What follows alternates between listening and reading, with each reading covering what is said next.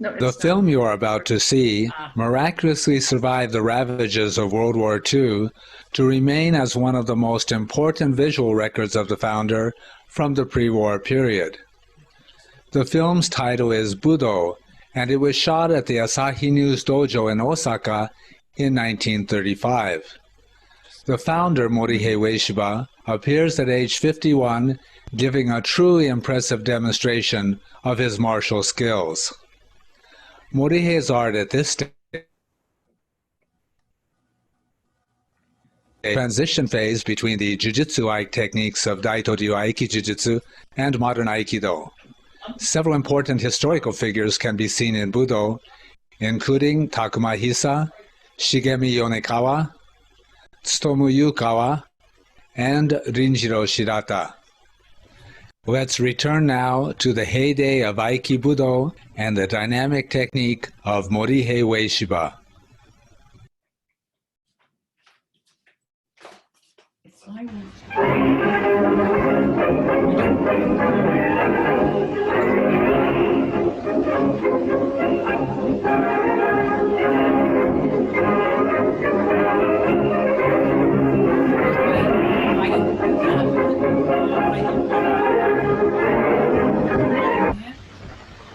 Can I just...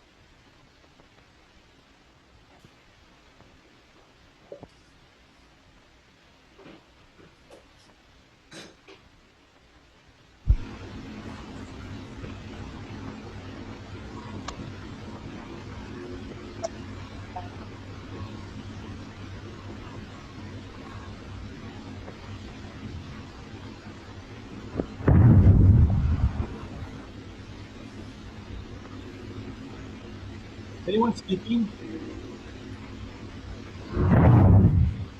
No, but I think they can. Oh, are you referring to the footage? All I hear on the footage is static. I was asking. No, there's no sound in that footage. Okay, thank you, Sensei. And good to see you. It's been added, the sound that you hear. There are no comments in this.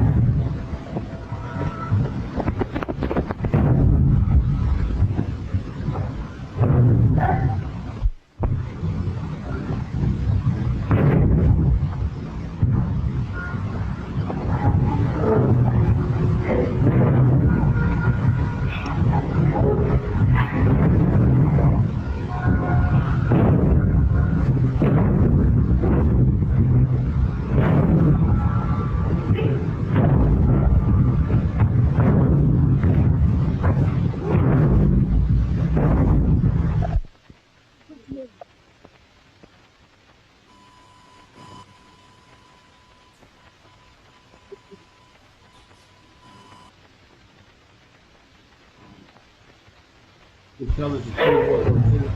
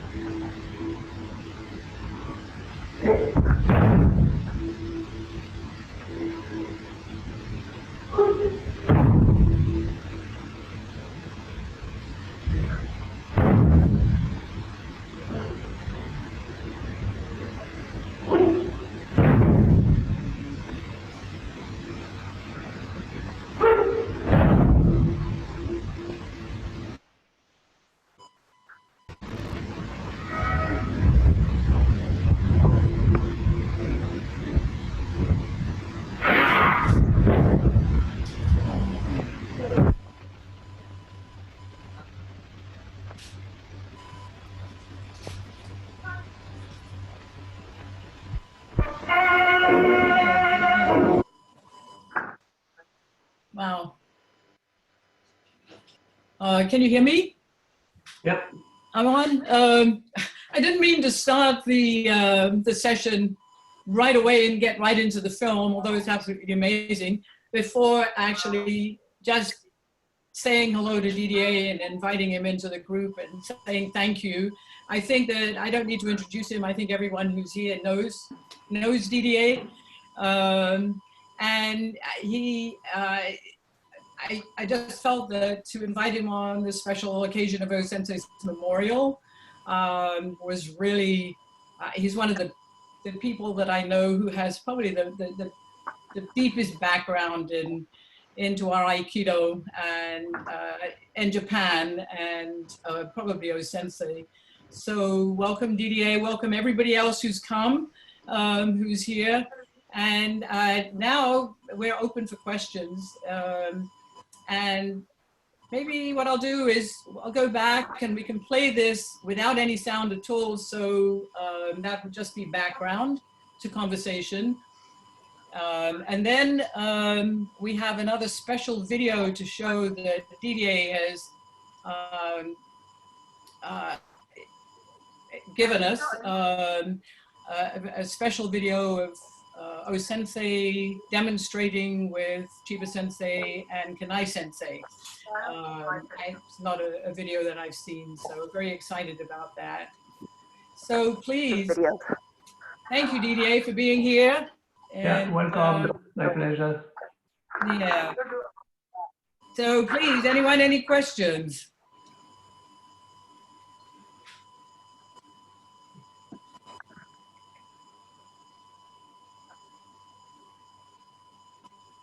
Well, I'll start with one.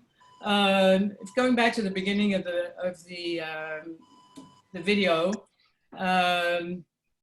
O-sensei demonstrating one time, and everybody following on, not having the opportunity of him describing what he's doing or showing over and over again as he sees that maybe his students aren't quite getting it.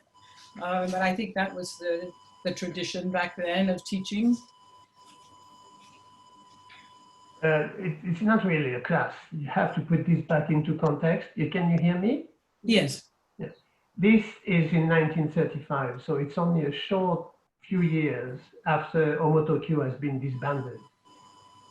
And disbanded military-wise. I mean, Deguchi has been arrested, the temple has been destroyed by the military. And O-sensei escaped the tribunal just by the tip of his teeth. And I think that's the man who is organizing this demonstration is responsible for saving him. Mm-hmm. And at that time, he becomes one of the main tools of the Japanese government. It's time when Japan is expanding in all Southeast Asia, militarily speaking. And O-sensei is going all around Japan teaching for the military everywhere. So this video has to be seen. It's more like a propaganda tool than anything else.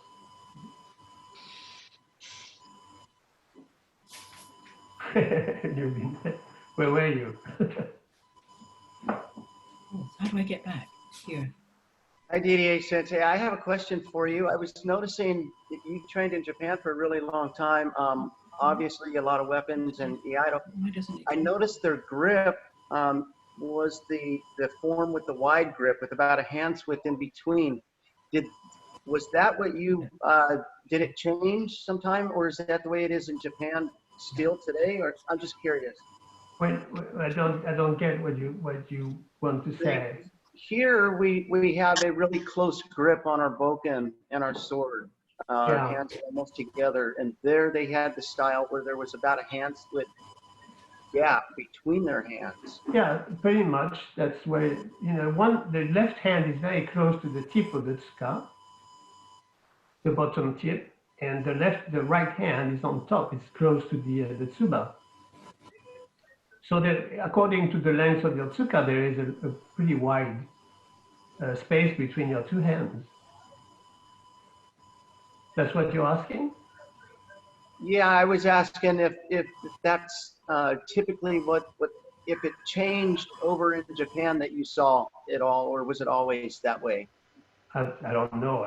I've never thought about it, but I think that's the way you hold the sword. So if you want to grab your opponent's sword, there is only one place where you can do it. It's between his hands.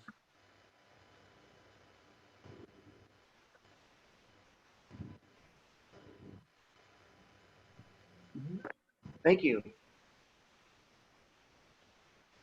So this was during the period before World War II, during the military buildup. Well, yeah, it's 1935, so they're already pretty much involved in warfare. 33. So is part of the demonstration to ensure survival, given the fact that the military is running the government now? Well, the people that have organized this organization, this is a big newspaper in Japan, the Asahi Shimbun. It's huge. So they have a very wide audience. And I think that they are being used for propaganda purposes.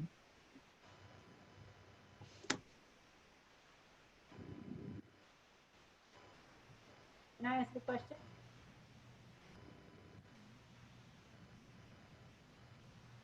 Can you hear me, Sensei?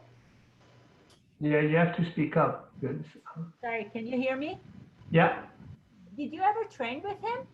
No. No, I had no idea about Aikido when O-sensei died. He died in 1969, and I only started Aikido in 71 back in Europe. Mm. So no, of course, I never had a chance.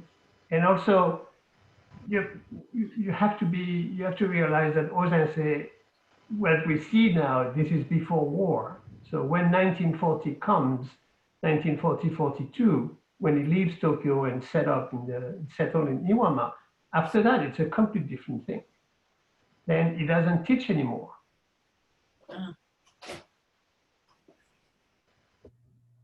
May I ask a question, please? Go ahead, Ferdinand. Thank you.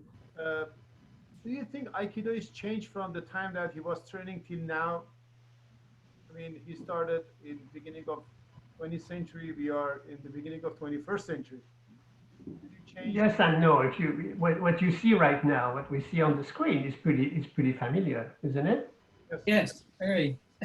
So, there are not that much difference with what we do now or what he was doing, but it's hard to say from a video the feeling of his kokyu. Mm.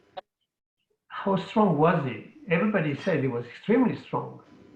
Yeah. So, a lot of people would say when you see that, you say, oh, this is fake. Uke is just flying, for the sake of his teacher. But actually, everybody that says that and then checked him out, then they said, oh my God, it's true. He's extremely strong. Yeah. But once again, this is a demonstration. This is for, propaganda purposes. And the dojo training was probably quite different, much harder. Sensei, Go ahead. so it is very striking when he throws and the uke's head, he's just using his body, he's not even touching. And I think we do all know that mystique kind of story. I'm wondering if you heard some direct recounting from teachers about what that felt like, aside from just that he's very strong. Yeah, that's right. I had the same questions all the time. I was asking myself the same questions, and I asked Chiba Sensei about it. I said, "What was the feeling of O-sensei throwing you around?" Mm. And Chiba Sensei's answer was, he said it was wind. It was like somebody blowing some air at you. You couldn't feel anything. And have read in several accounts of people that have been thrown by O-sensei, whether the students or visitors, they all mention the same feeling of nothing is happening. It's just that you're flying for some reason. Mm. Mm. I think all of this is the timing. Yeah. Is always one step ahead of the uke. Mm. And so uke doesn't do what uke should do. Uke does what O-sensei wants him to do. But it's not announced. It's just that's the way he moves, and his timing is perfect. But at the same time, the ukes are totally committed in their movement. There's absolutely no hesitation. But he's saving his ass. Mm. You don't, you die. Yeah. Or you get hurt.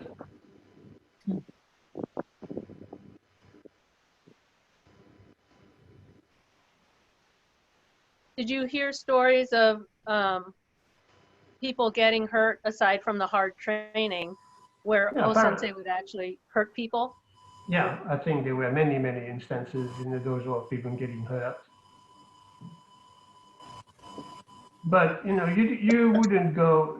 You couldn't start training until a few months when you entered the dojo, unless you were already advanced in judo or something like that.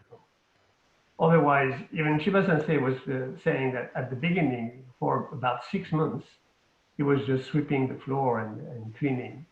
He was not touching anybody, and nobody would touch him. they would make sure that you were able to take ukemi before anything.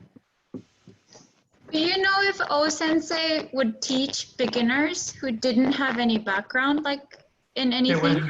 There was not, I don't think that there was any concept of beginners or no beginners.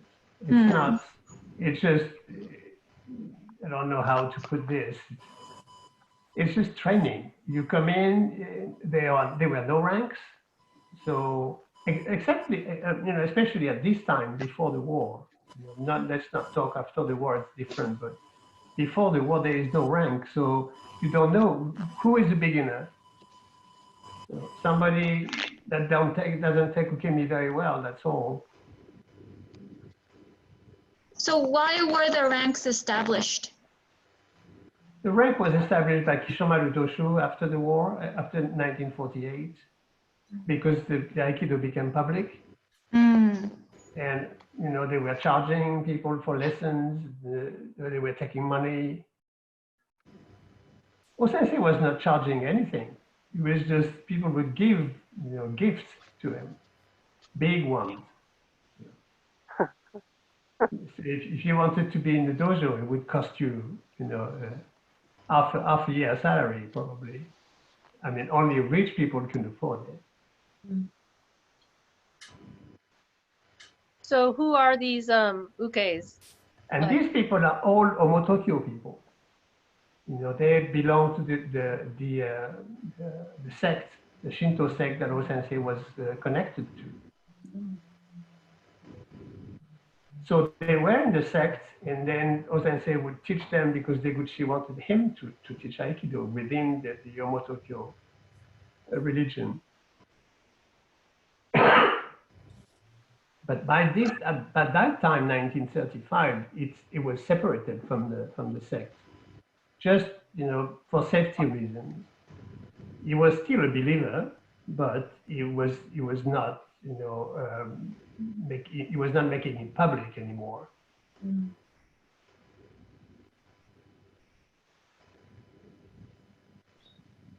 Today is the celebration of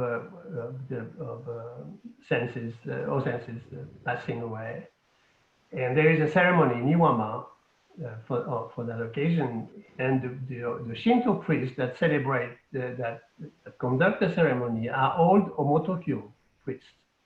So the connection is still very strong with this sect, although it's not public.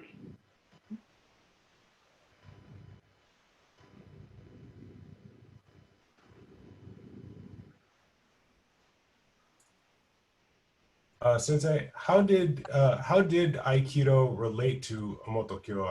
I don't understand the relationship between the two. I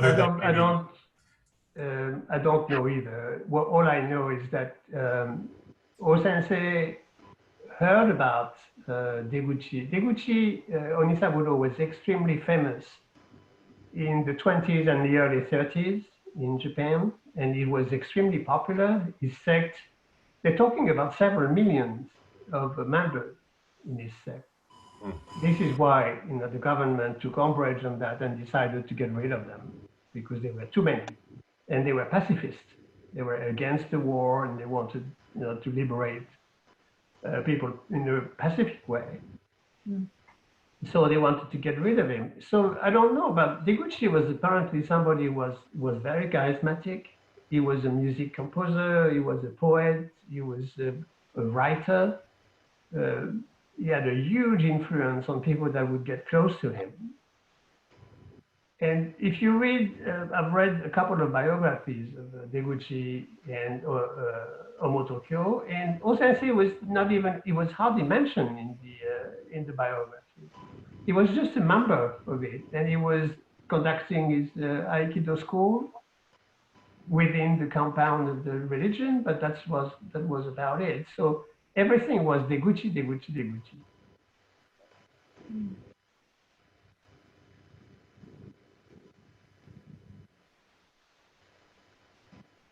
Hi, Suzanne here. Can you hear me? And see now, bayonet. This is a rifle with a bayonet. So this is obviously military propaganda. O-sensei would not use that. He would use a spear,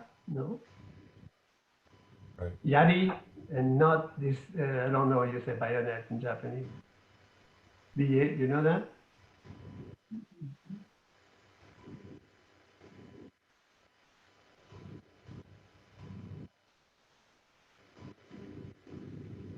So if this was a propaganda film, then I know you said earlier it was by the Asahi newspaper, but like, is this in support of, or like, what was this in support of the war, or is this Yeah, sort of nationalistic?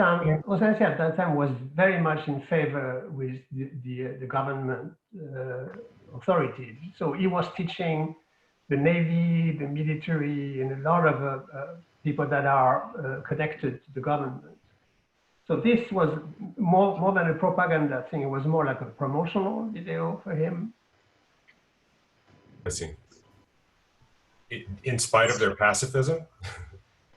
Well, he was at that time he was separated from the sect.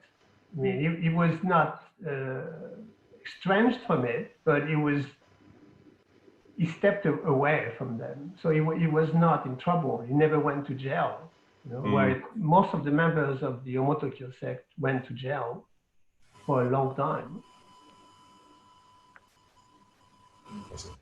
But he continued to teach until even after the war. Shirata Sensei, who appears as an uke there, from his family, is very, very much involved with the Omotokyo.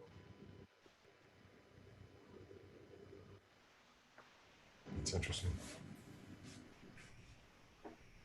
Didier, do you know how long the video is that you sent to Garrett there?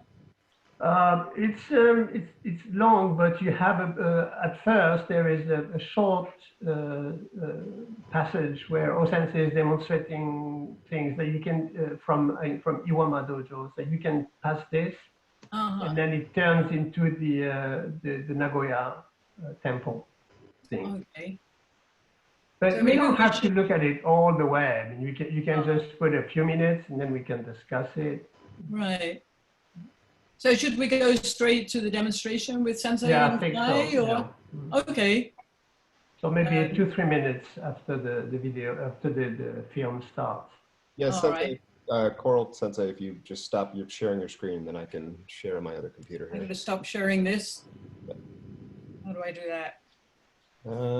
Bottom green button says or is there a... Well, yeah. Wait a minute. I've got to stop it. Yes. Oh, this one just turn it off. Yeah. Okay. Oh, there we go. Ha! Hi, everyone, again. Hey, Tammy. All right. Okay, Garrett's taking over at this point here. I think this is where you wanted us to start, Didier Sensei. Yeah, well, no, that's another thing. Okay. Is this the one? This is the video that I downloaded. That you got, so you have to pass this. Keep going forward? Yeah. I hope so. Looks like the one we just seen. Yeah, I hope that's the right one that I sent you. Because there were 4 or 5 files, and I thought they were all the same, so. Yeah, this is one single file with a bunch of footage. Yeah, it's pretty long, so but you have to go. Because this is all the same. Can you speed it up? Go, just see where we're at. Maybe. Yeah, that's right. That's good. I think you go on. Well, that's the end of the other one. Okay.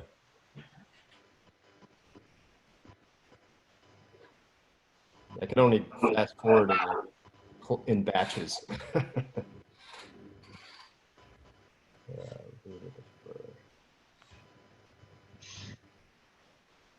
But if you won't learn anything on it, except it was interesting because you can see Chiba Sensei and Kanai Sensei taking ukemi. It's probably in the early 60s. Maybe 62, 63, I have no idea, but. And it's outside. So probably some festival in the temple. And Kishomaru Doshu is teaching a class. Oh, this is Abe, Tadashi Abe Sensei.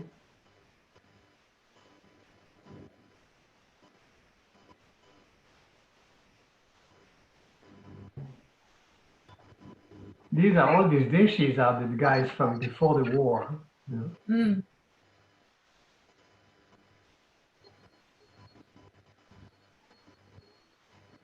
And that's Doshu. Kishomaru Doshu is taking Ukemi there. Gary, you're not fast forwarding right now, are you? Is this the quality of the image? I am not fast forwarding. It's pretty bad actually, because it's a copy of a copy of a copy. It's been copied a million times. Yeah. I wonder who has the original. Nobody. Nobody. Oh, really? The original is somewhere dead. I don't know. Huh. That's Tohei Sensei actually taking Ukemi. So hopefully it's getting a little bit better when it turns to Nagoya thing. Mm. And that's Kishomaru Doshu demonstrating. Oh, yeah, I recognize him. You can see it.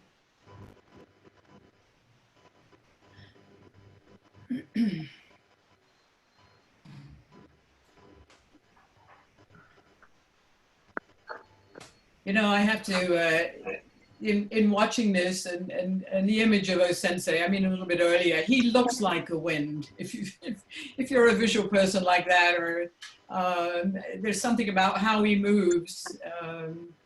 He does move like the wind. Yeah, I actually have a question on that. I've noticed that same thing, that like, it seems like in our practice, we really emphasize being very connected to the ground, you know, like literally your feet always sliding on the ground. And these guys, while I'm sure are grounded, are very light on their feet, like hopping, and they're covering a lot of ground, like they're big movements. And I know like in terms of, you know, there's a difference between training just on the mat in practice and versus like a live battlefield. What do you think of that? Like, do you think there's a value in practicing a little more dynamically, or like more, I don't want to say hopping, but like, you know what I mean? Like, I don't know. Yeah, what you see most of the time, what you see on videos are demonstrations. Mm-hmm. So when you do a demonstration and when you practice in the dojo is quite different. Mm-hmm. Demonstration is, you know, you demonstrate, so you try to be at your best. Well, I'm afraid that this is not the right file, you know, that we got here. Well, that's Chiba Sensei demonstrating, but this is completely something else. Mm. So I'm afraid I didn't send the proper file. Mm. But what you were saying right now, Danielle, see, Chiba Sensei is very grounded on this. Mm-hmm. But even now, this is a class. This is not a demonstration. So yeah, it was those last two. Yeah, it will emphasize, you know, position, balance. He's not trying to impress, or he's not trying to give a good look to Aikido. He's teaching a class there. Mm-hmm. So when you practice, it's always, you have to insist on that position, proper grounding on the floor, mm-hmm. ability to move. But when you demonstrate, then you have to let it go. Then you have to apply and put to use whatever you were doing, you know, in practice. Right. And that's Yamaguchi Sensei, though. Yeah, oh, that's a very strange file that I sent you. And then you see, Yamaguchi Sensei was not training whatsoever with O Sensei. He was a kendo person, and he was a kenjutsu person. And he learned Aikido by watching O Sensei. And then he came out with this. Sorry, who did you say this was, Didier? Yamaguchi. Oh, Yamaguchi. It's got nothing to do with what O Sensei was doing. I mean, in the style, you know, don't get me wrong. I mean, it's probably, of course, it's Aikido, and it's interpretation of it, but.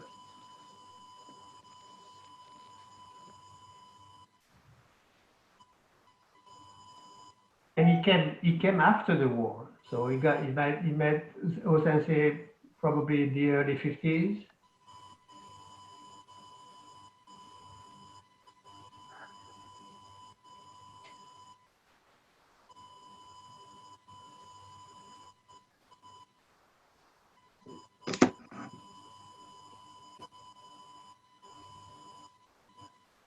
What to me seems extremely interesting is the fact that obviously O-sensei, although none of us ever met him, but we can see from the students or the teachers that came after him and taught, he had something extraordinary that people who trained with O-sensei or people who saw O-sensei could see and feel. And then everybody tried after that to express it one way or another, whether Yamaguchi Sensei, Chiba Sensei, Kishomaru Doshu. What was it? You know, even if you ask them, they can't say. It's just that they knew, they felt it, they saw it. And then Chiba Sensei, for instance, he tried all his life, he tried to reproduce it or to find it.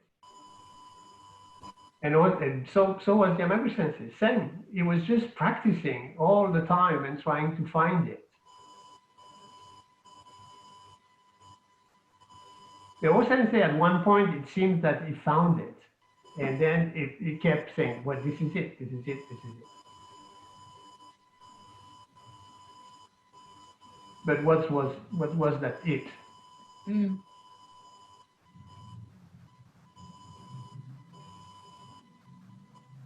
Sensei, can you hear me? Yeah. Hi. What's interesting with his the difference between his body and O-sensei's is the visual extension from O-sensei from both arms that leads the movement, and here he's much more upright with a much more relaxed arm that's not involved in the movement. Or am I not seeing it really? No, I see what you mean. There's with O-sensei, the extension from both arms starts so beautifully before the movement even begins. And here it's much more vertical.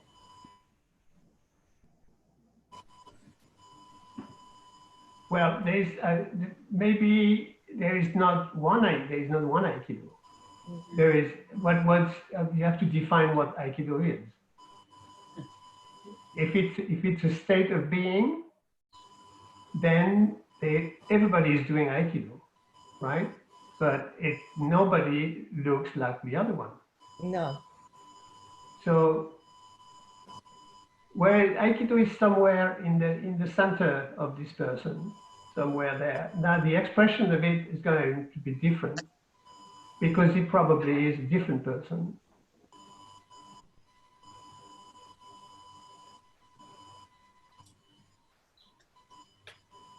Chiba Sensei was very fond of Yamaguchi Sensei. He was a big fan of him, and he looked nothing like it. No.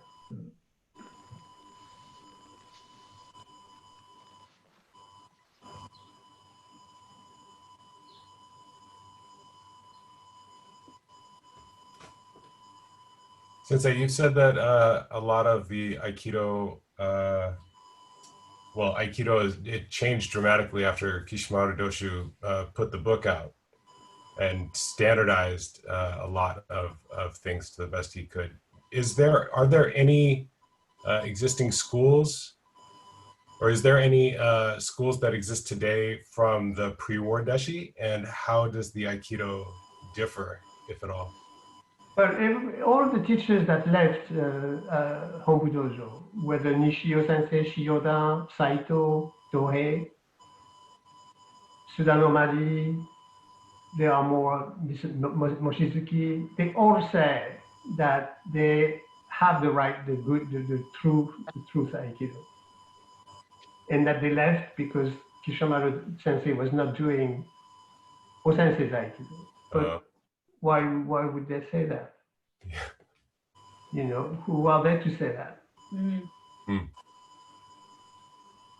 The problem in Japan was it's a family business. You know, it's the Ueshiba asset Aikido, and this is the way it works. You know, there is nothing wrong with Kishomaru. It's the doshu. There is nothing wrong with Moriteru doshu now, and there will be nothing wrong with Mitsuteru. Maybe the quality is not as is different. What is important is people practice Aikido, then you see what happens. Are we going back to what we were seeing before? Right? Yeah, let me see if I can fast forward it to the end. It kind of crashed before, so I wasn't sure if that was the end of the file or. Oh. Juken Sensei said a very interesting thing about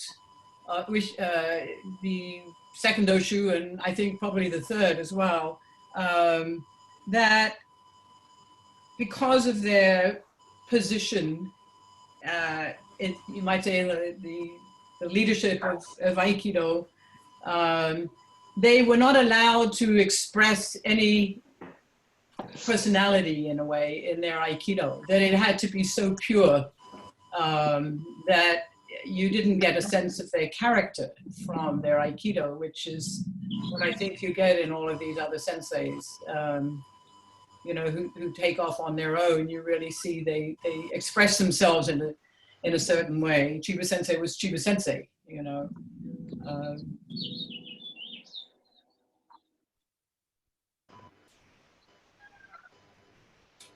Yeah. So yeah, then you get back to what the definition of Aikido. Yeah. What Aikido? What is it? Yeah. Is it just a physical activity?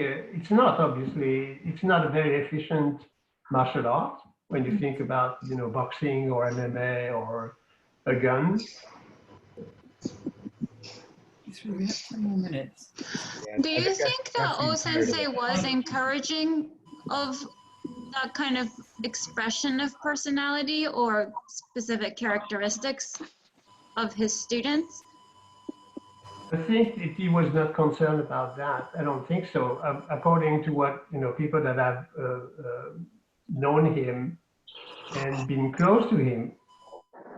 First of all, at that time, Sarah, you know that the teacher doesn't talk to his student. You know, and you don't talk to your teacher. You don't ask questions because you don't get answers. So you are on your own. The teacher knows something and you try to grab it. That's all. And the teacher is trying not to give it to you because if you get it, then you're going to kill him to take his place.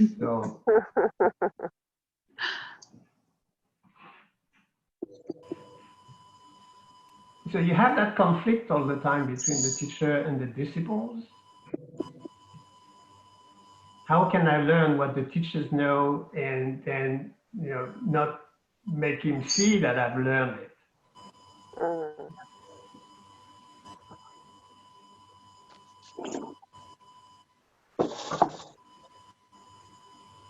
Do you think that mentality still exists today? No, of course not. No, because, I mean, it's, well, in these things, do they have any valid value nowadays or not? Do you have time to go to the dojo 6 hours a day? Oh, right, no.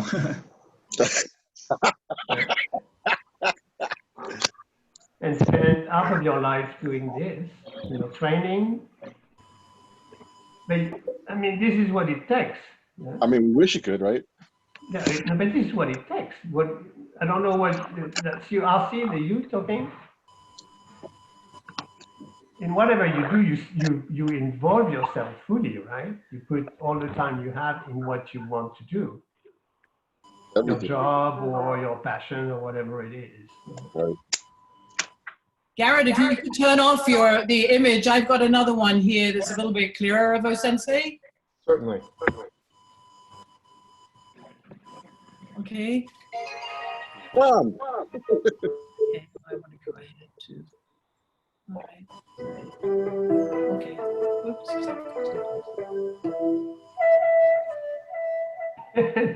The music is the Chinese music. I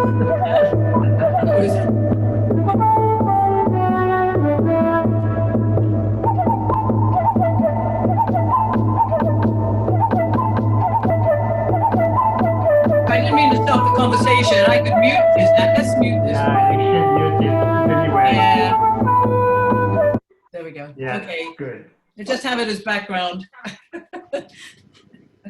Chinese music, huh?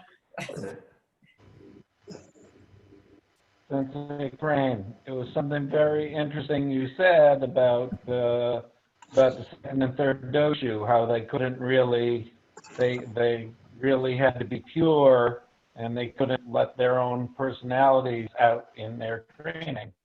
Mm. And you think that what does do their training? Well, we look at different phases of the Shu Ha Ri, and they never really get to Ri. That's a fascinating thought about that. Well, whether you get there or not, it doesn't really matter. That's not the point. The point is not to get there. The point is to try. Is to go on, is to stay on the path and then to practice. Maybe you get there, maybe you don't. But it's not even a part of their goal. Well, yes, if you do train 6 hours a day, or 5. If you do 2 hours of training every other week, then where do you go? Do you get there faster? Yeah, I mean, you know. But if you're the doshu and your purpose is to define the purest form of the art as your father or grandfather designed it, then are you really, is that really part of your goal, is to make it your own? That's not Doshu's work. Doshu's work is just to keep the business moving and living. Because nobody can be O-sensei so far. Yeah. There was one O-sensei and then that was it. Then, you know. So where is the next one? He discovered something that he was not able to you cannot teach that.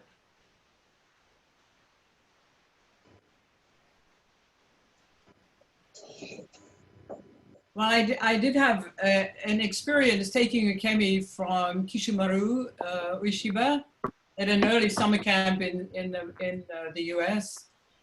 And I have to say that I felt like I could never grab hold of him.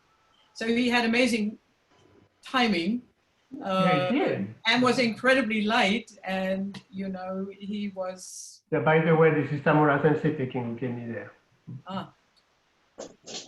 And you see Terry Dobson was sitting in the back. Uh-huh. He's still there. There. Yeah, that's Terry Dobson. Hmm. Yes, of course, Kishimaru Doshu was extraordinary. Mm. But he was not even close to what O-sensei was. Yeah. Of course. But that's not the point. We don't care about that, you know. And Moriteru Doshu is not even close to his father. But that's not the point. The point is, well, you choose him as, you know, showing the way. That's what it means, Doshu, right? And then you follow, and then you're on your own. You have to practice on your own. Nobody is going to teach you. Shiba Sensei was not teaching. He was himself teaching. He was teaching himself. He was using everybody in the dojo to get better, not to you get better. Mm. Uh-huh.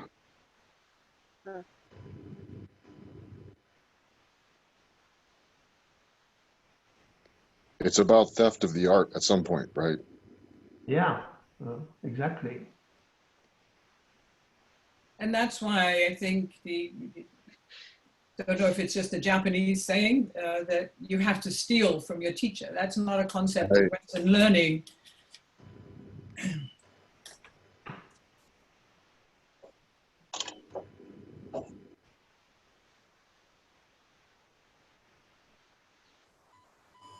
But you see these images that we are seeing right now, this is 1958 past.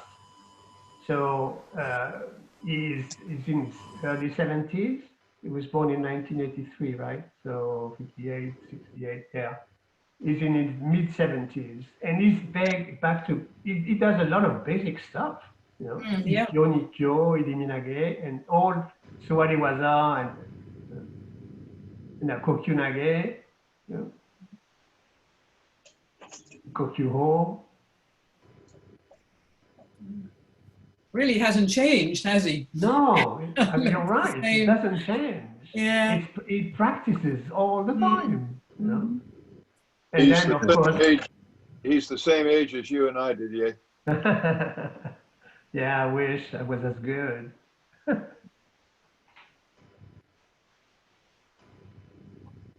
This is what always amazed me with these movies and these videos, is that it's practicing. Yeah. Of course, this is done, you know, this is filming, official filming. It's not a regular class. You know why? Because you see all this in the back by the kamisa, you see all these, how do you call them in English? You're off, Rie and Grant, your microphone is off. So the takejitsu in the back there, that you put them out only for official filming or ceremonies. Is this Iwama here? No, that's a Hombu Dojo in Tokyo. That's the old building.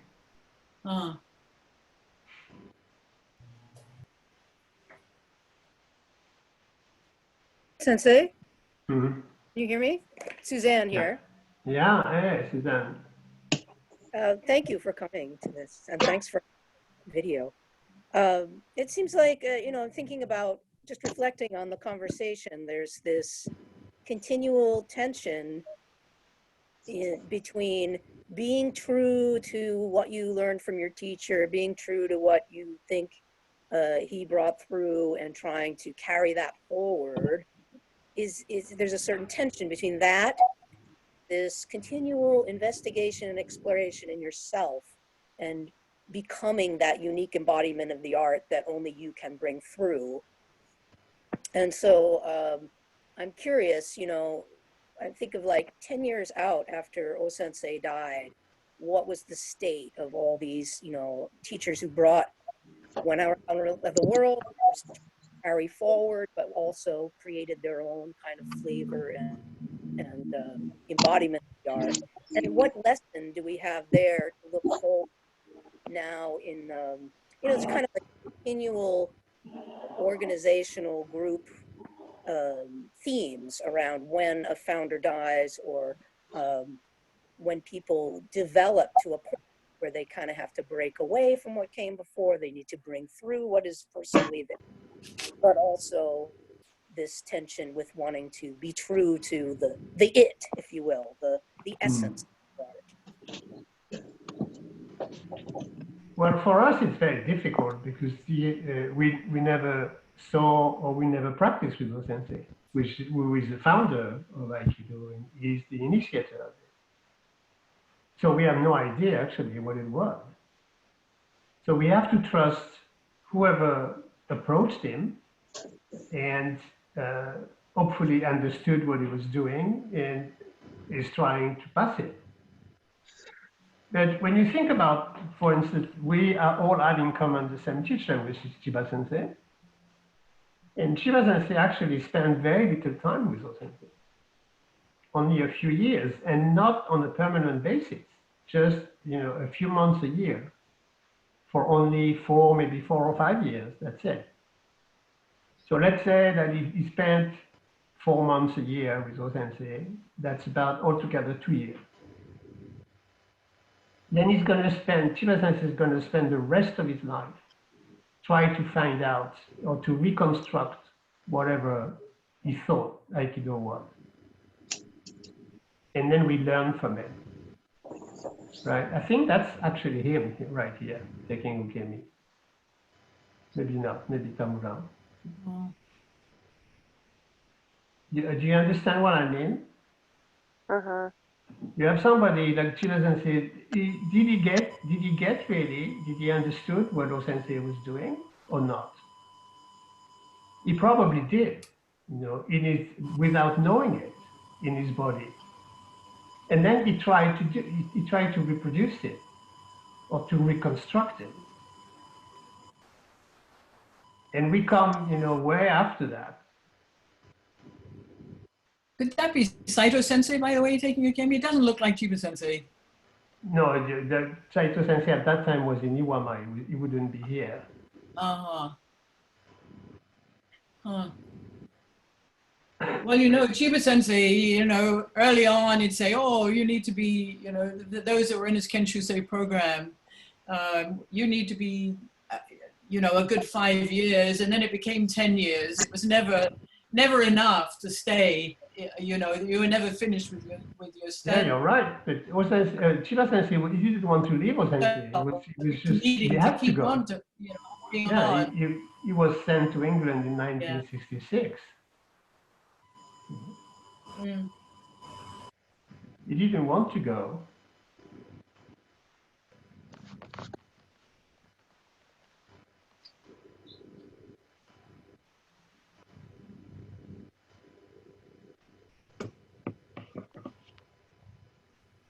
Yeah, but as you say, his students were his training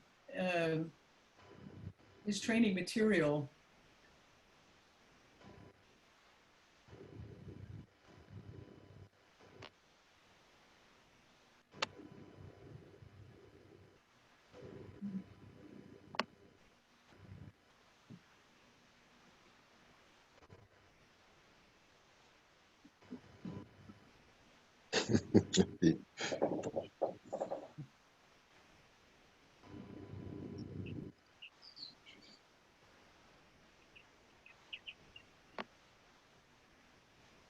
Yeah, this is, I think, when you look at these pictures, you can see the magic of it. You can see, if you look carefully, that you are drawn to attack.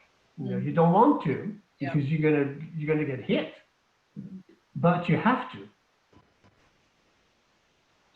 His timing is absolutely incredible.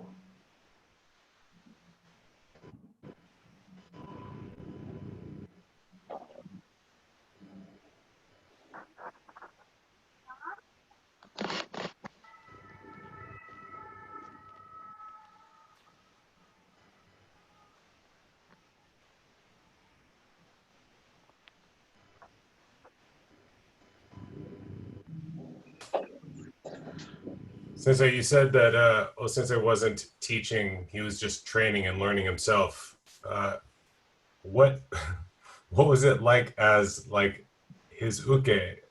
Is it literally like you have no idea what he's gonna do because he could invent a new technique? All I know about that, it was what Chiba Sensei was saying, and I asked him many times about it, and he always said that I have no recollection of O-sensei doing a given technique or calling it a name or saying, oh, this is Ikkyo, this is Nikkyo, it's whatever.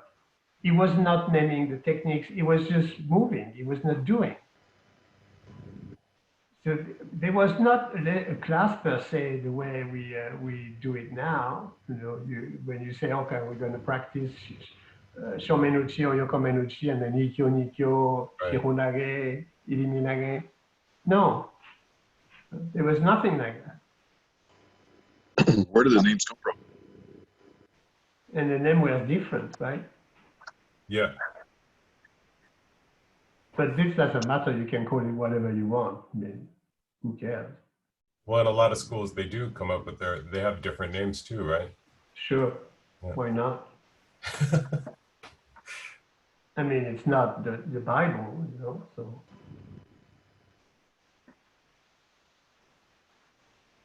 Sensei, would they know how to attack? Like, would he indicate, or would he call out, like, I would like, you know, a certain attack? Yeah, sometimes you can see he's showing, you know, either he's showing his shoulders, meaning attack me from the back, or showman or yokomen. But otherwise, you induce your opponent to attack in a certain way. Okay. So, and remember that all the grips are based on you holding a sword. Mm-hmm. So it depends the way you sit yourself, you position yourself, and then your opponent is going to grab your hand when you try to draw the sword or when you try to take it out. Okay. Thank you. But then for practice purposes, then you can say, okay, let's do a katatidori, ryotidori. And then you train on these attacks or grabs or grips. You know? Mm-hmm. Sensei? So this is what he's doing right there, Sensei, is praying. This is a prayer. It's got nothing to do with Budo or anything. So he's invoking, it's what you said in English, you know, gods and deities with his jaw, you know.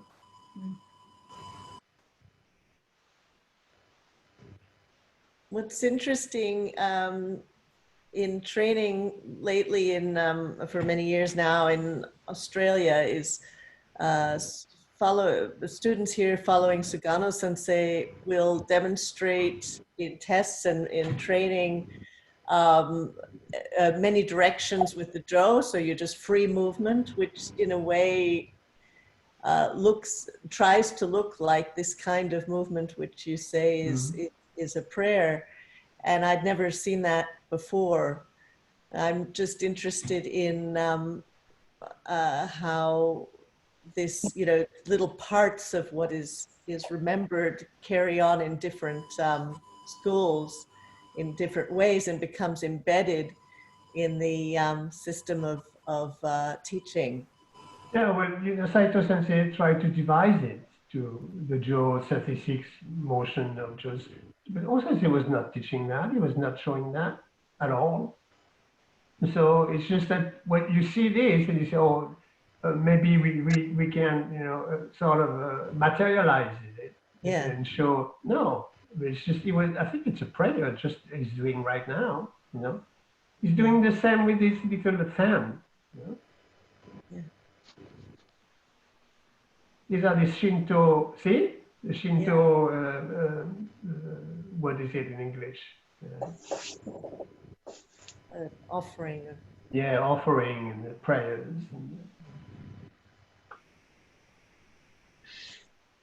He has all this definition of the universe and the space around him, and Aikido being the center of it.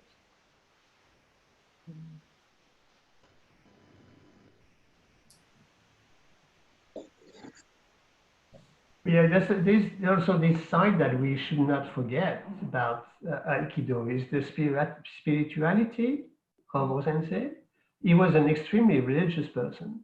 You know, he would pray, you know, like almost like a Muslim 7 times a day, you know, never miss a prayer. And for him, all his explanations of Aikido were related to gods, to the deities of the Shinto. Well, how carefully he places his feet when he's doing and when he's training. Actually, he's dancing. Ah, it's beautiful. It's amazing. He knew tango before you did. Oh, he did. Yeah. Yeah, very, very elegant. It's Aikido. It's all Aikido. Yeah. Mm-hmm. Mm.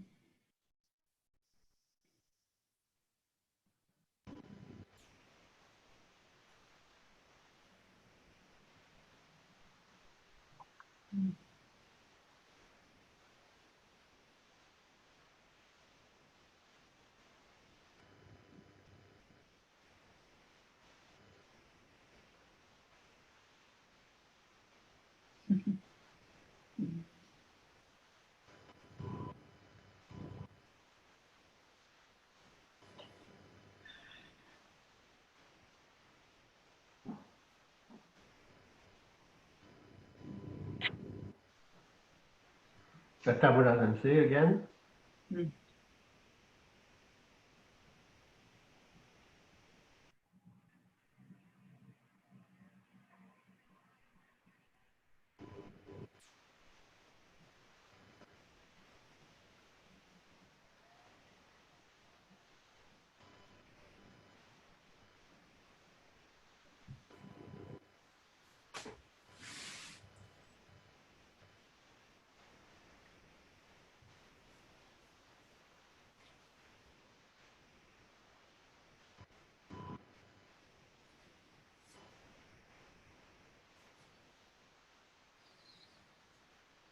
This here is very interesting in this time of Corona, where we're trying to find ways of practicing by ourselves.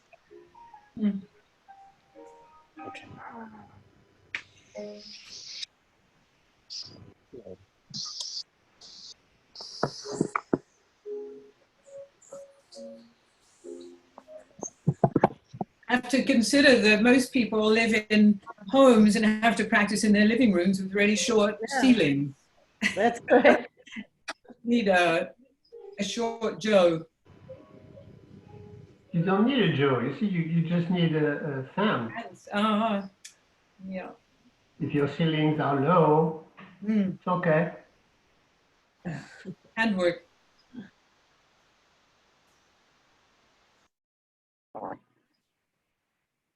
Yeah. Those movements are familiar.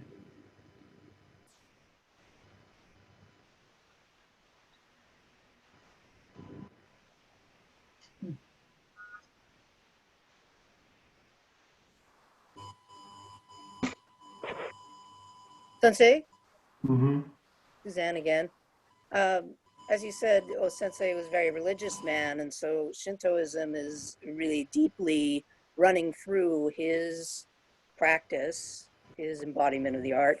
And it seems to me Shintoism has, or I should say, our idea of dojo culture, especially early dojo culture, brings through some Shinto practices and Shintoism.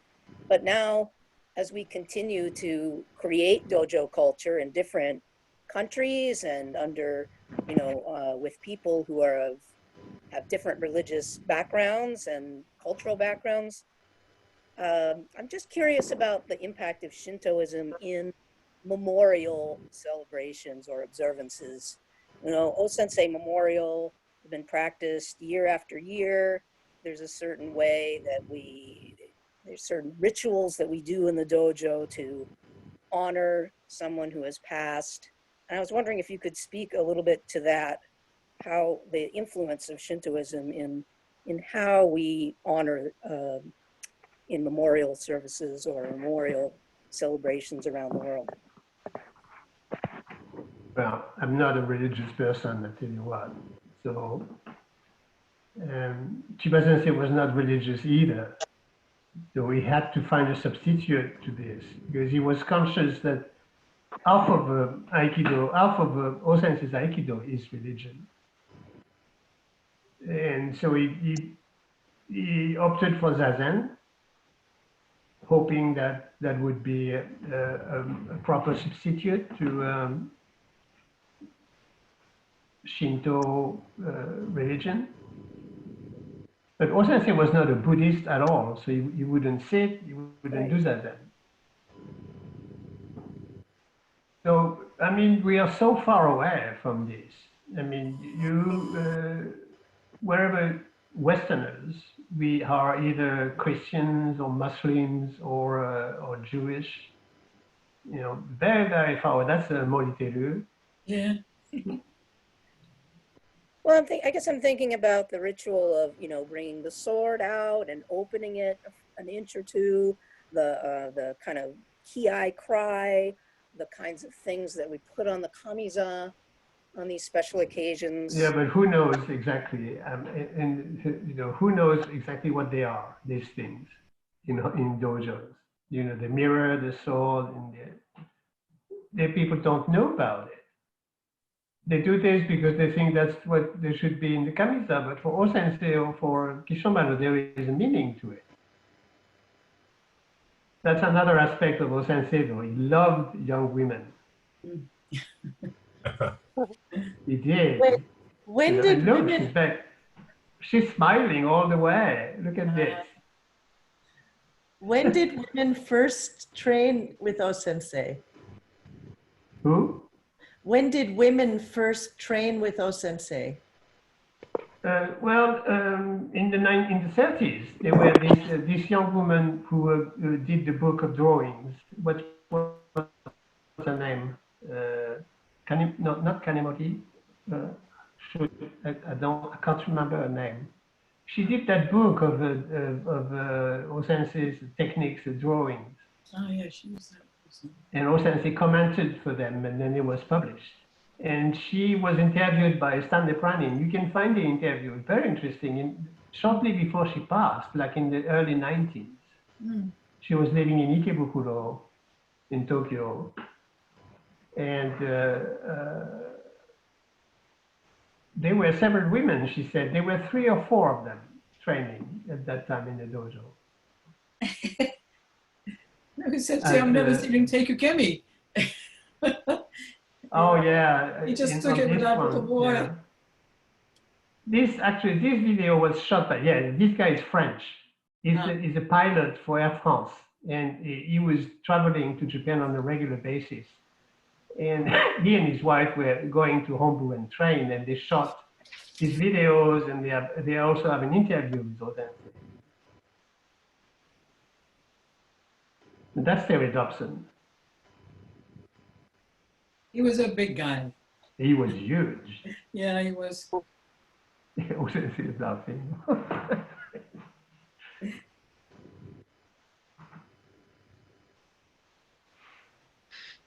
And see, the end of the class is again, you know, Shinto tradition, clapping your hands, and, calling for the gods.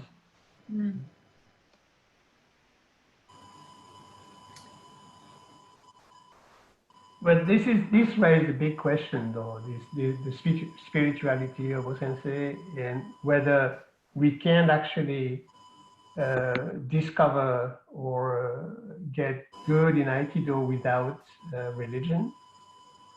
Is that possible? Yeah, that's a big question.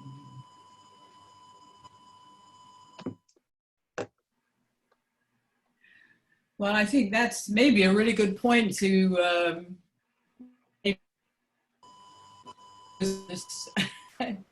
this session, because we usually go for an hour. It's almost an hour and a half, but we can continue if everybody's happy. And if Didier, if you need a glass of water, I can't offer you one at the moment. But, I'm good, but if you want to close it, then it's fine too.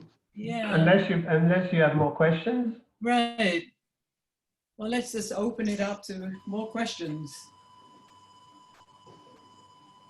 Sensei, I had a question for you, Didier Sensei. I know you mentioned that O-sensei was using teaching as training for himself, but would you consider that to be the case for you too, that teaching and Aikido training do go hand in hand for you? Sorry.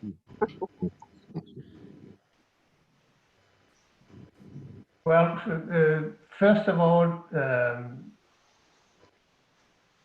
teaching, you know, you have to be really think a lot of yourself if you think you have something to teach in Aikido. I don't think that any of us had anything to teach. What we can do is help practice. So if you get on the mat with the idea that, hey, I'm going to practice, I'm going to study, I'm going to practice on such and such because I need to improve, then you become maybe a good leader of classes, not teaching. I don't think you can teach Aikido. I don't think you can teach Aikido. Interesting. You can practice, and you can be with people, you know, practicing, Maybe leading the class in a sense that, okay, are we going to do this, are we going to do that? But there is nothing to learn from the other person, except that sort of drive, the rhythm, the dynamic of the class, that will help the student to get into a rhythm and then, better themselves. For me, the basic principle is do not copy. Do not imitate what you see. Try to find out what it is, what you see, and then reproduce it with your body. Don't look like the teacher. Don't want whoever is standing as a teacher. Make your own mind up. So you have to find it in your body, in yourself. But the person that leads the class can be an inspiration.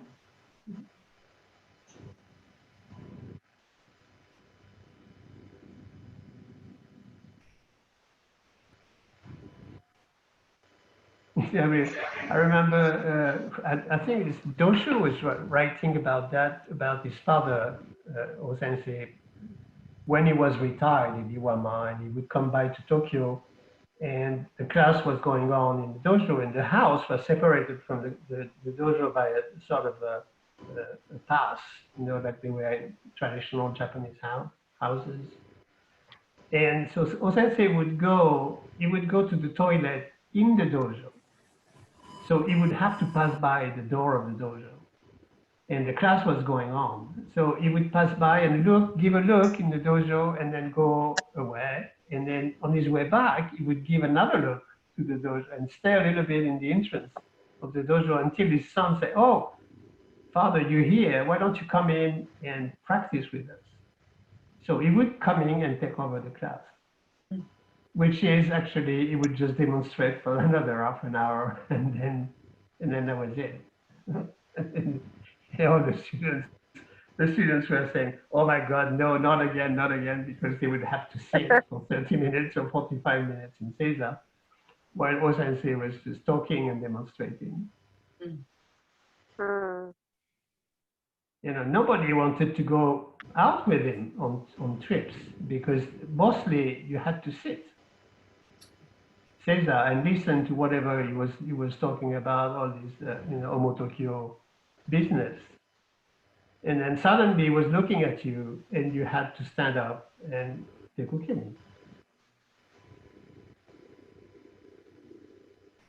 Yeah, Yamada Sensei, I'm not making it up. He said that when he knew that O-sensei was coming to Tokyo, he would hide in the closet somewhere, or don't show at the dojo, because O-sensei might pick him up to go on a trip, and he didn't want to go because it was too hard.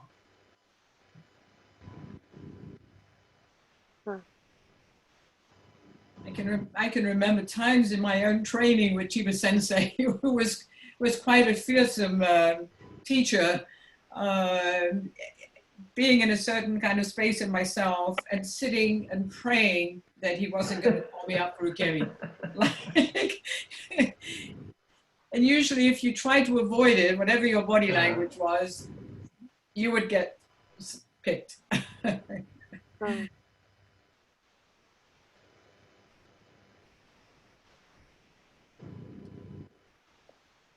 Well, today it's been 51 years. It's 51 years that it passed. Oh, really? 51. Yeah, it's a long time now. This is the big demonstration that was in what's the name of this place in Tokyo? Didier, where was that? It's not Hibiya place. That's where they had the Zen Nihon Embukai at that time. Hibiya, Hokkaido? Sorry? Hibiya, Hokkaido? I don't know. No. It says Hokkaido. Hibiya? Hibiya. Hibiya, Hokkaido? Maybe, yeah. Not sure. Yeah. This is funny too. Oops.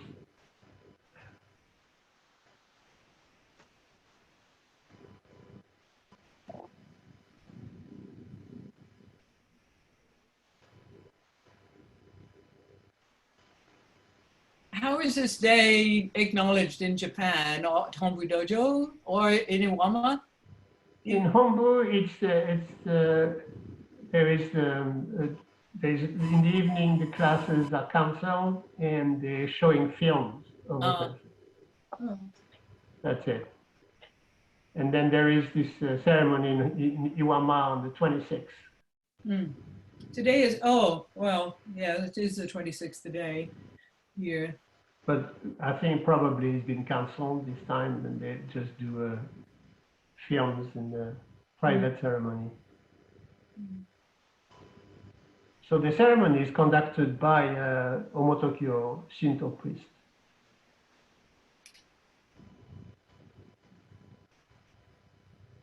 And his dress is so Shinto, all in white.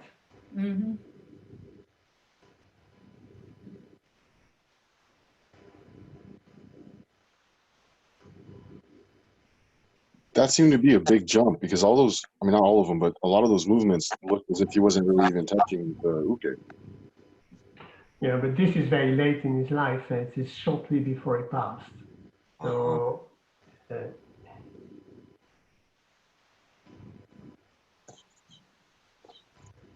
this is late 68 and he passed in April of 69.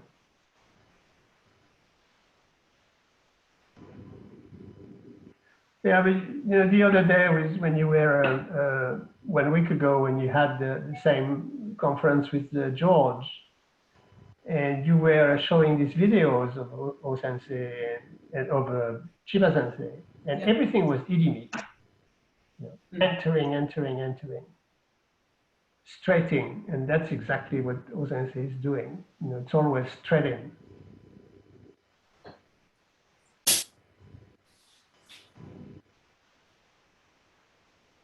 Hikisuchi sensei, yeah. Yeah.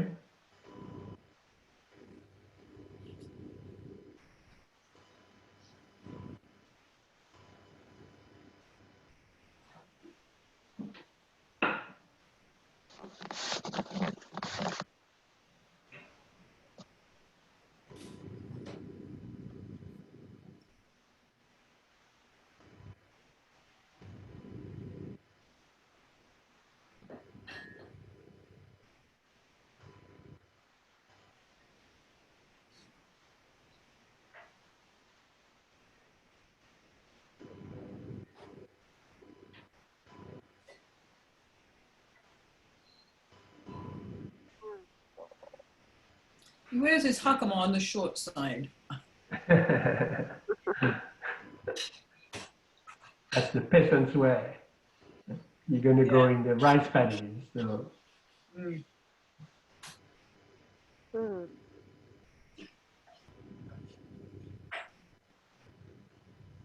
See, Sensei, I've been wearing my hakama the correct way this whole time. Yeah, but yours is short in the front and long in the back. It allows for more efficient footwork and movement. You don't trip over your own hakama, that's for sure. Exactly. Yeah. The uniform is not very important.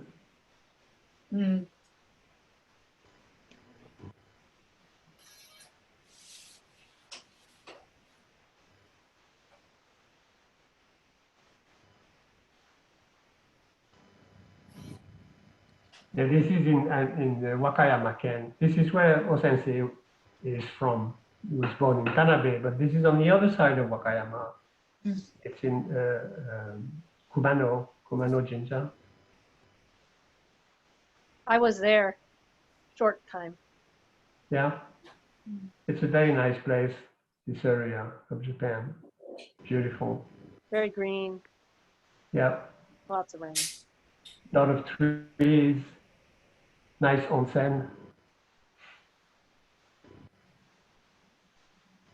This is where Geute's wife is from, Yayoi. She's from Wakayama. Actually close to, the next village to where O-sensei was born, next to Tanabe.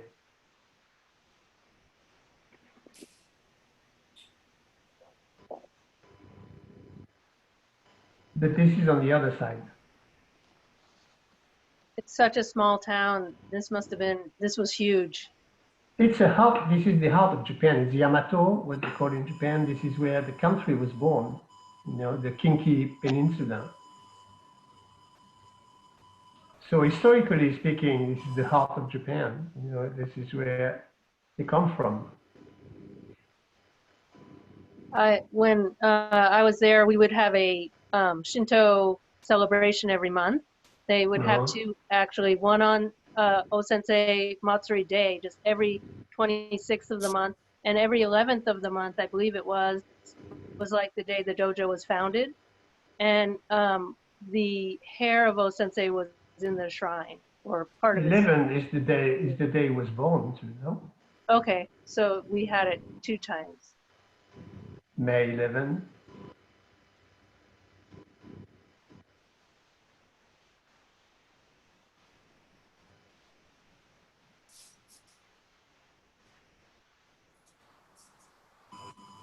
It's the most sacred place of Japan, Wakayama. This is where Nara is not Wakayama Ken, but the city of Nara and all the shrines of Ise.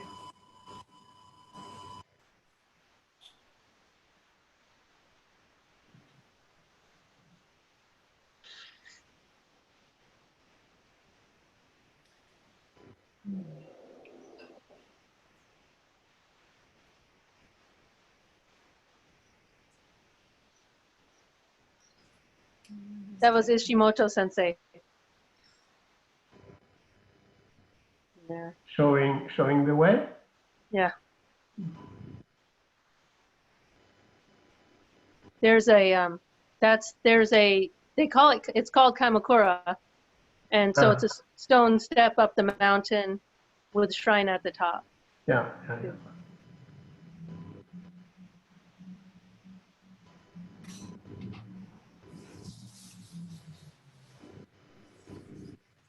Okay, maybe we call it a day.